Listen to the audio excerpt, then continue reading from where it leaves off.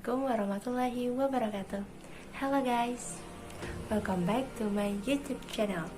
In this video, I will explain you about a subject maker, main idea, and long vowel E. And okay, just go to the material. Oke, materi yang pertama adalah subjek. Nah, subjek merupakan komponen yang paling penting untuk membentuk suatu kalimat. Jika tidak ada subjek, maka tidak dapat membuat kalimat. Bukan hanya subjek, terdapat pasangannya yaitu predikat. Mereka adalah satu kesatuan yang tidak dapat dipisahkan. Biasanya subjek terletak akan selalu di depan predikat, tapi subjek tidak selalu di depan kalimat. Nah, dia yang pastinya akan terletak di awal sebelum predikat. Nah, pada video kali ini saya akan membahas 5 macam. Pertama adalah noun atau kata benda. Kata benda sebenarnya bisa berfungsi sebagai subjek dan juga bisa berfungsi sebagai objek. Nah, karena video kali ini membahasnya subjek, maka saya akan memberikan contoh kata benda yang berfungsi sebagai subjek.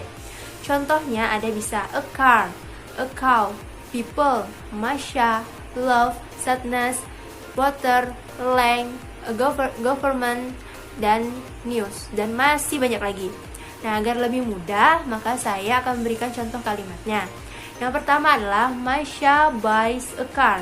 Nah, Masya di sini berfungsi atau berperan sebagai subjeknya, dan buys di sini adalah berfungsi sebagai predikatnya. Yang kedua adalah water in our village is abundant. Nah, water di sini sebagai subjeknya dan is di sini berfungsi sebagai predikatnya. Oke, yang kedua adalah pronoun atau kata ganti. Nah, kata ganti ini bisa berupa kata ganti orang, kata ganti benda, kata ganti objek, kata ganti subjek, dan kata ganti binatang, dan masih banyak lagi. Contohnya sudah kita pelajari ketika bangku sekolah itu seperti I, you, they, we, she, he, it. Nah, selain itu masih banyak lagi yang lain lagi loh, seperti one, each, every, few, a little, a number of, some, and masih banyak lagi.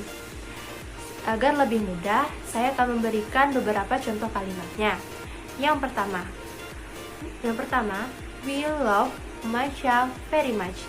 Nah, we di sini berfungsi sebagai subjeknya dan love berfungsi sebagai predikatnya. Yang kedua adalah every student is taking online course. Nah, every student di sini berfungsi sebagai subjeknya dan is taking berfungsi sebagai predikatnya. Yang ketiga adalah each of my student is here. Nah, each di sini berfungsi sebagai subjeknya dan is di sini berfungsi sebagai predikatnya. Yang keempat adalah both Dewi and Desi are medical doctor. Nah, both di sini berfungsi sebagai subjeknya dan are berfungsi sebagai predikatnya. Dan yang terakhir adalah a number of people are infected. Nah, a number of people di sini berfungsi sebagai subjeknya dan are di sini berfungsi sebagai predikatnya. Yang ketiga adalah noun phrase atau frase. Nah, frase merupakan kata benda yang memiliki dua kata. Satunya berfungsi sebagai makna, yang satunya berfungsi sebagai penjelas. Nah, sebagai contohnya adalah a good student, beautiful girl, a washing machine, and a fried chicken, dan masih banyak lagi. Nah, agar lebih mudah, saya akan memberikan contoh kalimatnya. Yang pertama adalah a good student reads module regularly. Nah, bisa kita garis bawahi good studentnya. A good di sini adalah sebagai penjelas dan maknanya adalah student. Nah, inilah yang disebut dengan noun phrase atau frase. Yang kedua adalah beautiful girl were coming to party. Nah, beautiful girl kita garis bawahi, beautiful sebagai penjelasnya dan girl adalah sebagai maknanya.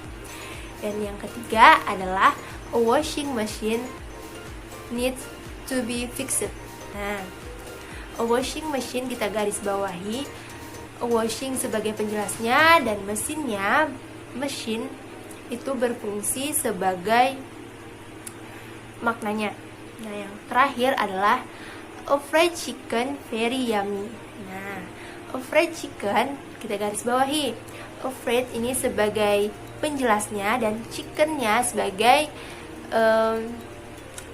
maknanya. Yang keempat adalah gerund. Nah, pada subjek kali ini memiliki rumus yaitu verb 1 plus ing atau kata kerja pertama ditambah ing. Nah, penggunaan ing ini sebenarnya bukan hanya saja mutlak hanya digunakan pada gerund, tetapi penggunaan ing juga sebenarnya bisa dilakukan sebagai predikat dan bisa sebagai kata sifat. Nah, untuk mengetahui dia gerund atau bukan, maka kita dapat melihat di kalimatnya dengan ada tidaknya to be. Jika tidak ada to be, maka adalah gerund. Nah, untuk agar lebih mempermudah pemahaman kita, saya akan memberikan beberapa contoh. Yang pertama adalah swimming yang berasal dari swim plus ing.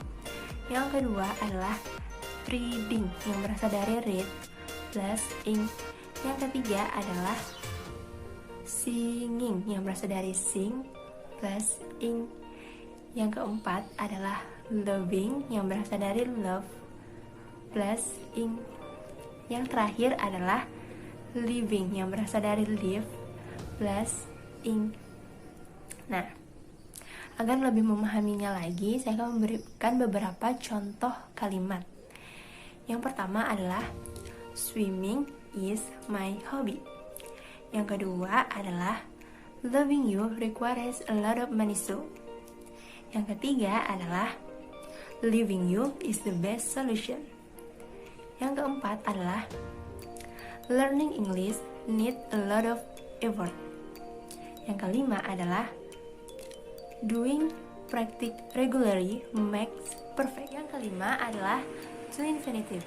Nah, pada subjek kali ini memiliki rumus to plus verb 1. Nah, contohnya seperti to swim, to graduate, and to make.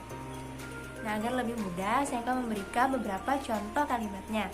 Yang pertama adalah to swim in Sungai Kapuas may be dangerous. Yang kedua adalah to make mistake is human. Dan yang ketiga adalah my main goal is to graduate this year. Materi yang kedua adalah main idea atau ide pokok. Nah, ide pokok merupakan suatu gagasan inti dari suatu teks atau bacaan atau suatu paragraf. Nah, ide pokok juga bisa dikatakan suatu kalimat yang dapat mencakup seluruh isi dari suatu bacaan atau paragraf. Nah, ide pokok biasanya juga terletak di akhir paragraf, tetapi kebanyakan ide pokok bisa terletak di awal paragraf. Nah, jika ditemukan bacaan yang memiliki banyak paragraf, maka kita dapat mencari ide pokok dari masing-masing paragraf tersebut, lalu baru disatukan agar dapat mencakup seluruh isi dari bacaan tersebut. Agar lebih mudah untuk mengetahui ide pokok, ada beberapa tips yang akan saya berikan. Tips yang pertama adalah baca kalimat pertama dari setiap paragraf. Yang kedua, tentukan informasi kunci yang menjadi inti penulis pada kalimat tersebut. Yang ketiga, cari kesamaan dari setiap paragraf dan tarik kesimpulannya. Yang keempat, jawaban yang benar akan cenderung lebih umum atau mengcover sebagian besar paragraf. Nah, yang kelima adalah hindari pilihan yang terlalu spesifik. Biasanya terdapat beberapa atau berbagai macam kalimat yang memiliki makna menanyakan apa sih ide pokok dari paragraf atau bacaan tersebut. Nah, saya akan memberikan beberapa contoh kalimat tersebut. Yang pertama bisa what is the topic of the passage. Yang kedua bisa what is the subject of the passage. Yang ketiga bisa what is the main idea of the passage. For the last material, I will explain you the long vowel E. Nah, materi ini dapat terjadi apabila dalam sebuah kata terdapat konsonan huruf II atau IE, maka dia akan dibaca dengan I. Nah, agar lebih mudah, saya akan memberikan beberapa contoh katanya. Contoh pertama untuk II seperti bad wind, dibaca bad wind, bukan dibaca bad wind. Yang kedua ada deep, dibaca dip, bukan dibaca dep. Yang ketiga ada jip, dibaca jip, bukan dibaca jeb. Yang keempat ada fit, dibaca fit, bukan dibaca fat. Yang kelima ada read, dibaca read, bukan dibaca red. Dan yang terakhir ada b, dibaca b, bukan dibaca b.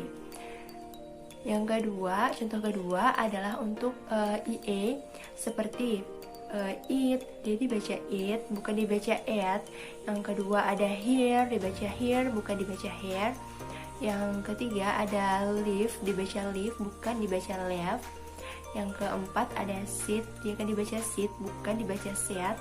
Dan yang kelima ada p, dibaca p, bukan dibaca p. Dan yang terakhir ada t, dibaca t, bukan dibaca t. Okay, I hope my little explanation about main area, subject, and vocabulary can be helpful for you guys. Thank you for watching and have a nice day.